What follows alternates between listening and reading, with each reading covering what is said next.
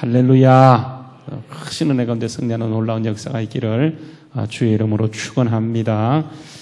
자, 오늘 말씀 우리가 이제 한번 이렇게 살펴보고 이렇게 이제 쭉 읽었는데 말씀 가운데 한번 여러분 보시게 되어지면 이게 이제 오늘 말씀만 봐서는 되지 않고요. 그 전에 말씀을 이렇게 보시게 되면 이제 다윗이 죄를 짓고 그 범죄한 결과로 인해서 아시는 것처럼 이게 이제 다윗의 집에 피비린내가 나게 되어져요. 그래서 아시는 것처럼 첫째가 압살롬이고 둘째가 길르압이고 셋째가 이게 이제 압살롬이에요. 넷째가 아미나답이고 뭐 이렇게 되어 있습니다.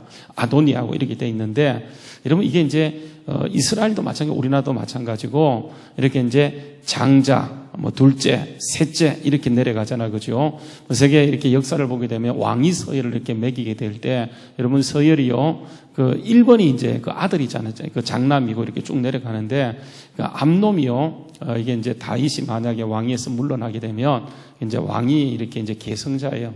근데 이제 암놈이 왕이 계승자였지만 굉장히 교만하죠, 그죠? 뭐 자기 마음대로 하는 그런 일들 때문에 결국은 그 근친 상관을 이렇게 갖게 되어지고, 그 압살롬이 이것을 이제 그 품고 있다가 나중에 그 압살롬이 암논을 죽여버려요. 그래서 여러분 이게 다윗 집안에 일어났던 진짜 세상 믿지 않는 집안에도 일어나지 않는 그런 일들이 다윗 집안에서 일어나게 되어져요. 그래서 제가 이제 성경을 읽을 때마다 늘 얼굴이 뜨거운 것이, 자, 이런 장면은 참 없었으면 참 좋겠는데, 그런 장면을 설명할 때는 그냥 대충 한 줄로 요약하고 지나가는 것이 아니고 너무 디테일하게 기록하는 거예요. 그렇죠, 그렇죠. 디테일하게 기록해요.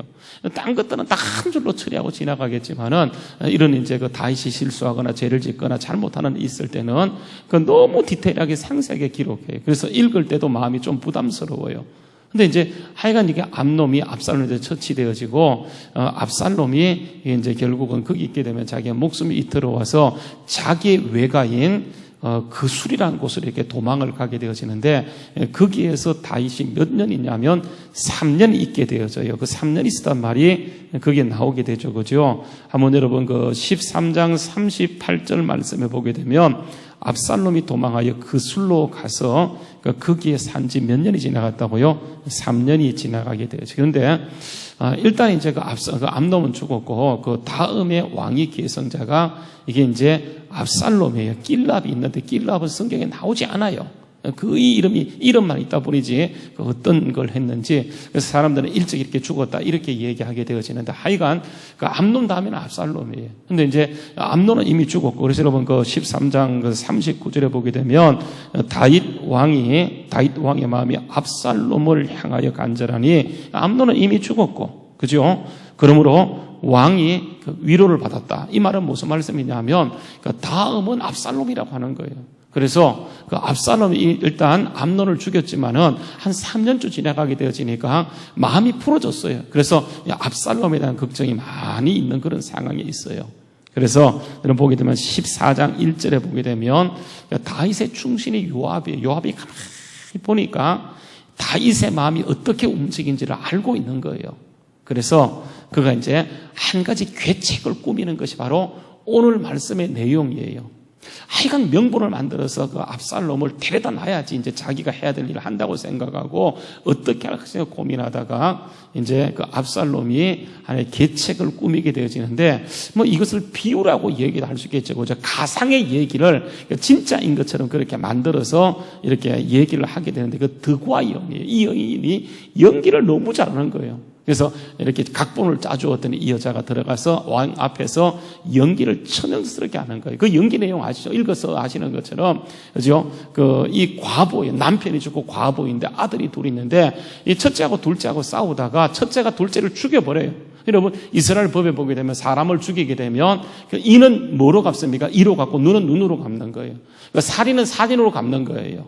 그래서 이게 이제 만약에 이것을 찾지 않게 되지면 그 동네 전체가 죄를 지었기 때문에 그 벌이 거기에 내려온다고 믿고요. 어떻게 했냐면, 자, 이게 첫째가 둘째를 죽였기 때문에 이 죄를 만약에 그냥 처치하지 않고 이렇게 두게 되면 우리에게 큰 벌이 있기 때문에 너의 첫째를 끌어내라. 우리가 죽이겠다고 얘기하니까 여러분 이 여인의 입장에서는 굉장히 당혹스럽죠. 그죠? 남편 없어졌죠. 둘째 죽었죠. 이제 그 피부치가 하나밖에 없는데 만약에 이것까지 죽게 되어지면 자기는 더 이상 이렇게 종족 이어갈 수 있는 그런 일이 없기 때문에 참 고민스럽다고 얘기하면서 이 얘기를 가지고 왕에 들어가서 쭉 연기를 하는 거예요. 그러니까 다윗이 들어보니까 자기 입장하고 비슷해요. 그러니까 여러분 이게 이제 감정이입이 되잖아요. 그죠? 자기도 지금 마음이 너무 울적한데 이 여인이 들어가서 막 연기를 하는데 너무 리얼하게 연기를 하니까 그거 내가 네 아들 보호해 줄게. 내가 하나님의 살아계심을 두고 맹세하는데 네 아들의 첫째 네 아들의 머리털 하나 상하지 않도록 내가 너를 지켜줄게.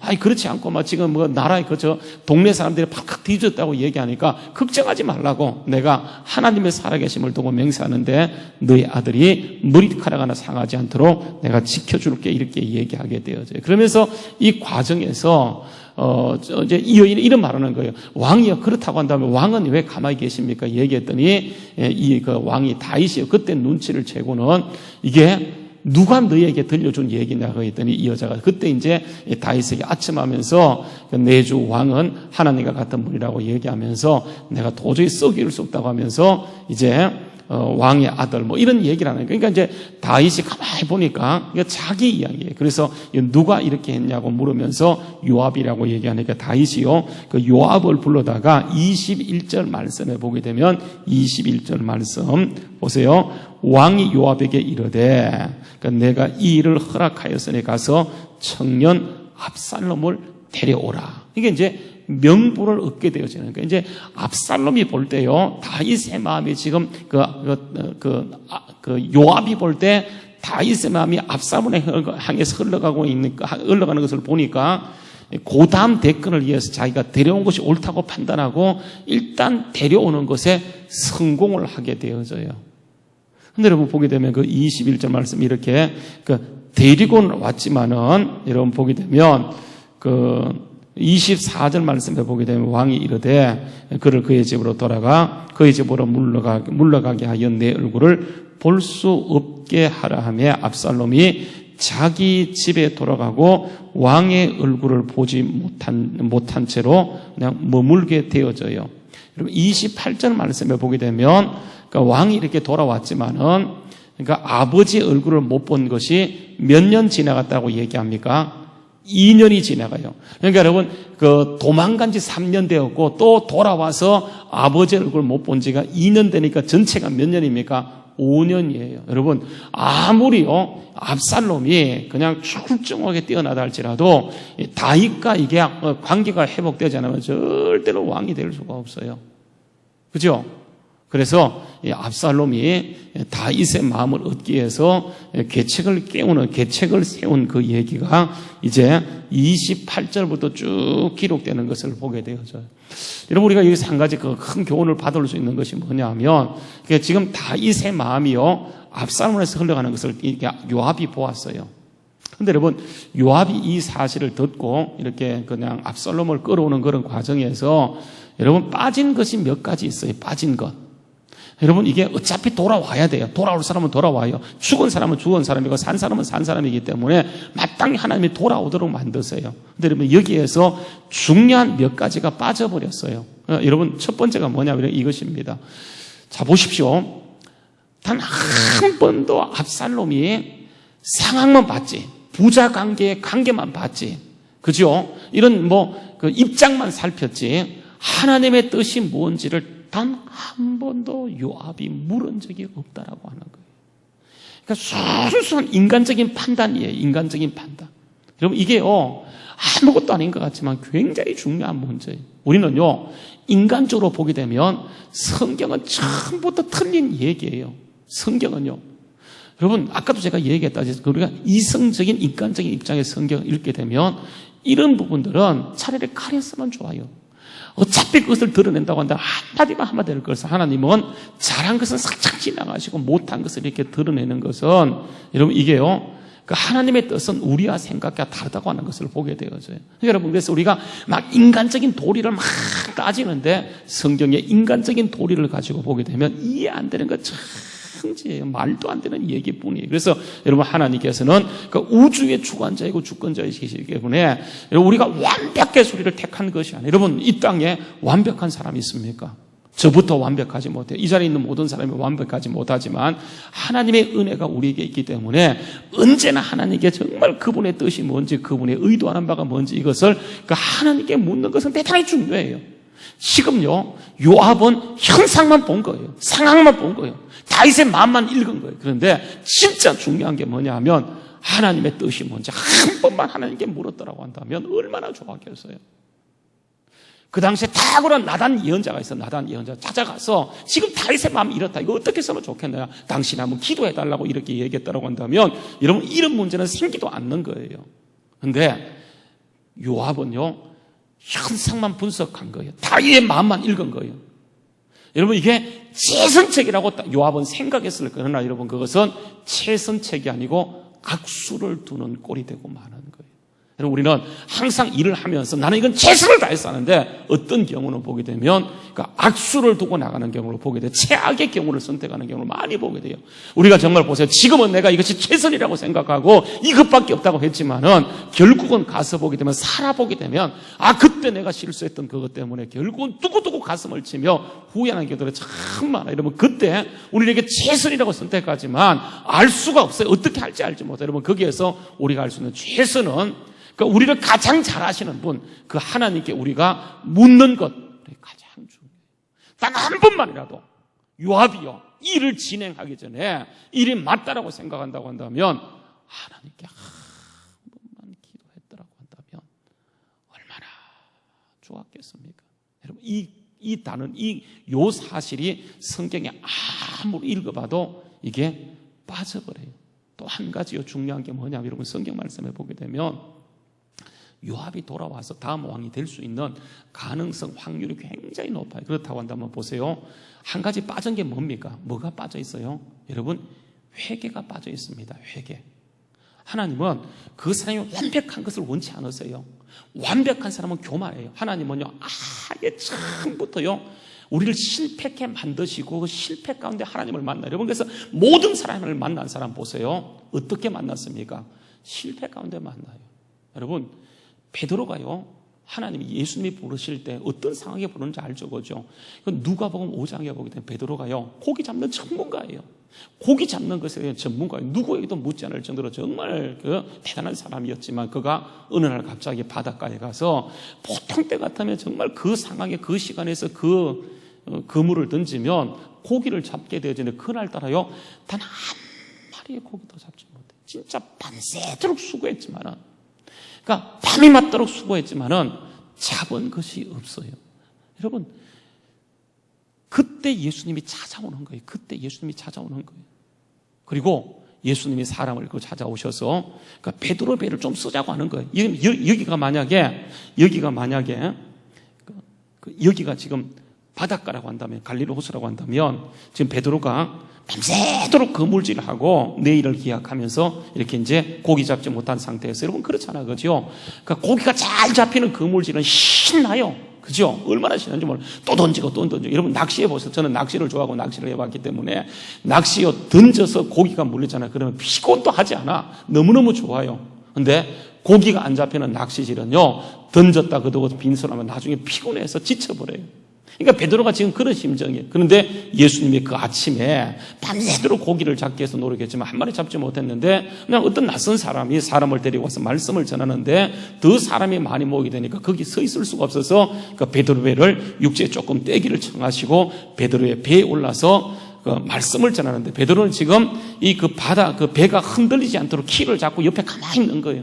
한참 말씀을 듣고 있다가, 말씀을 전하다가 베드로에게 하는 말이 뭐냐 하면, 야, 저 깊은 데 가서 그물을 던져 고기를 잡으라고 얘기하는 거예요. 여러분, 베드로가 그 밤에 깊은 데는 안 가봤겠어요? 여기저기 안 던져봤겠어요? 계속 고기만 던져봤겠습니까? 아니요. 여기저기 다 던져봤지만은, 그러니까 고기를 잡을 수가 없어요.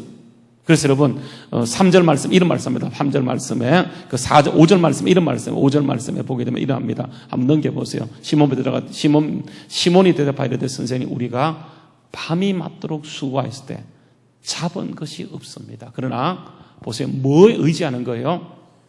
만약에 베드로가요 실컷 잡은 상태라고 한다면 웃기지 마세요. 고기 잡는 것은 제가 전문가입니다. 나한테 물어야 됩니다. 그렇게 나오지 않겠어요. 그런데 수고했지만은 실패했기 때문에 주님께서 말씀하는 순간 그가 이제는 자기 경험을 의지하는 것이 아니고 뭘 의지하기 시작합니까? 말씀을 의지하기 시작해요. 그래서 여러분 고기를 잡는 거예요. 그리고 여러분 잘 보십시오. 5절에 보게 되면 선생님이에요. 선생님. 라비어 이렇게 불렀어요. 그리고 6절 말씀에 보게 되면 6절 말씀 그렇게 했더니 고기를 잡은 것이 심히 많아 그물이 찢어지게 되어져요. 그러니까 이에 다른 배에 있는 동무에게 섬짓하여 손째 도와달라 하고 그들이 와서 그러니까 채웠더니 두 배에 잠기게 되고 8절 말씀에 시몬 베드로가 이를 보고 예수의 무릎에 엎드려 이르되 뭐라고 바뀝니까? 선생님 했던 자가 친구가 어떻게 바뀌어요? 주의로 바뀌게 되는 거예요. 입장이 달라지고 모든 게 바뀌게 되어져요. 그래서 여러분 예수님이 베드로를 부르기 위해서 고기 잘 잡히는 그 바다에 고기를요 다 딴 데로 피신시켜버리는 거예요. 그래서 여러분 하나님을 만났던 모든 사람들은 어디에서 만나냐면 찬양할 때 만나지 않고요 이게 빈배가 되어질 때 주님은 그게 반드시 찾아오세요. 그러니까 나를 만나기 위해서 하나님 어떤 때는요 우리를 모든 관계에서 끊어버리려면 그때 하나님만 바라봐야 되는데 사람이 그 순간 그 기회를 놓치는 경우들이 참 많아요. 다윗도 마찬가지예요. 다윗이 절대로 완벽하고 똑똑하지 않아요. 신분도 비천하고 미련하고 내세울 거 없는 사람이었지만 하나님이 찾아갈 때 그가 뭘 의지하냐면 말씀을 의지해요. 여러분 아시죠? 골리앗과 싸울 때 아십니까? 골리앗과 싸울 때 아시죠? 그죠? 다른 모든 사람들이 골리앗 앞에 나가지 못할 때 다윗은 골리앗 앞에 나가게 되는데 뭘 의지하고 만군의 여호와를 의지하고 너는 칼과 창과 단창을 의지하고 나오지만 나는 뭘 의지하고 나간다고요? 만군의 여호와 이름을 의지하고 나갈 때 그 골리앗이 무너지게 돼요. 여러분 그 경험이 결국은 다윗을 만드는 거예요. 그러니까 여러분 우리가 그 상황에서 누구를 의지하는가 누구를 믿고 나가는가 이 문제가 굉장히 중요해요. 근데 사람은 자기의 경험이 최고인 줄 알아요. 여러분 이게요 얼마나 어리석은지 몰라요. 지금 여러분 보세요. 본문 말씀에 돌아가서 진짜 요압이 그 상황에서 그렇게 판단되었으면 하나님께 한 것만 물었으면 좋았을 텐데 묻지 않고 일을 진행하게 되어지고 보세요. 하나님은 3년 동안 요압을 쫓아냈어요. 기회를 주는 거예요. 2년 동안 만나지 못하게 했어요. 그 5년 동안 그가 뭘 해야 되는 기회냐면 회개할 수 있는 기회였었어요. 회개하면 다시 돌아와요. 근데 보세요. 오늘 말씀에 보게 되면 다윗은요 회개했다는 압살롬은 회개했다는 말이 없어요. 반대로 보세요. 왜 여러분 압살롬이 회개를 못했을까요? 지금 하나님께서는 그를 아예 그냥 쫓아내시고 3년 남의 땅에 있게 하시고 돌아와서도 2년 동안 다윗을 만나지 못해요. 여러분 이 기간이 압살롬이 다시 한번 하나님을 만날 수 있는 회개의 기회, 회개의 기회. 회개하면 다시 기회가 주어지고 회개하면 다시 은혜가 임하고 회개하면 여러분 오히려 넘어지지 않은 상태보다 더 강력하게 하나님이 있었어요. 근데 그렇게 5년간의 기회를 주었는데도 불구하고 여러분 잘 보십시오. 이게 압살롬이요 회개할 기회를 놓쳐버려요. 그 이유가 뭘까요? 여러분 왜 회개하지 못해요? 그가 회개할 기회를 놓쳐버리는 이유가 뭔지 아십니까? 오늘 말씀해 보게 되면 25절부터 27절에 뜬금없는 얘기가 갑자기 나와요. 지금 여러분 보세요. 이 압살롬이 이렇게 옮겨오는 그런 과정을 쭉 얘기하는데 갑자기요 25절부터 27절에 보게 되면 압살롬이 뭘 얘기합니까? 압살롬이 어떤 걸 얘기합니까? 온 이스라엘 가운데서 압살롬이 제일 잘생겼다. 얼마나 잘생겼는지 정수리부터 발바닥까지 그러니까 흠이 없는 상태예요. 그리고 그의 머리털이 얼마나 무겁고 아름다운지. 여러분, 이스라엘 민족에게 머리털이라고 하는 것은 남자의 상징이에요. 남자의 상징. 이거는 여러분 다음 왕 될 만한 그런 제목감을 갖춘 거예요. 그러니까 완벽했고 아름다웠고 그의 머리털은 그 얼마나 무거웠던지 이게 만약에 연말에 깎게 되어지면 뭐 저울로 달아서 200세겔이다 이렇게 얘기하는 거예요. 보세요. 압살롬이 하나님이 5년 동안 회개할 길을 지금 작정하고 주시는데 회개치 못하는 것은 여러분 그가 잘생긴 것 때문에 잘난 것 때문에 그래요. 여러분 이거는 굉장히 중요한 사건이에요. 하나님 보세요. 바울에도 작정하시고 육체의 가시를 주었던 것처럼 그러니까 우리에게는 하나님께서 아무리 기도해도요 안 들어주시는 기도가 있어요. 다윗이요 육체의 가시가 들어올 때 그것을 위해서 기도해. 하나님 이것이 내게 떠나가기를 기도했지만 하나님이 기도하지 마. 절대로 기도하지 마. 네 은혜가 네게 족하다고 하면서 그 다른 기도는 여러분 기도 들어주지. 다른 기도는 다 기도 응답해 주지 않는 거예요. 왜 그러냐 하면 하나님의 그 약함 가운데 하나님만 의지하도록 하는 거예요. 여러분 그 최고의 축복이 뭐냐? 하나님이에요.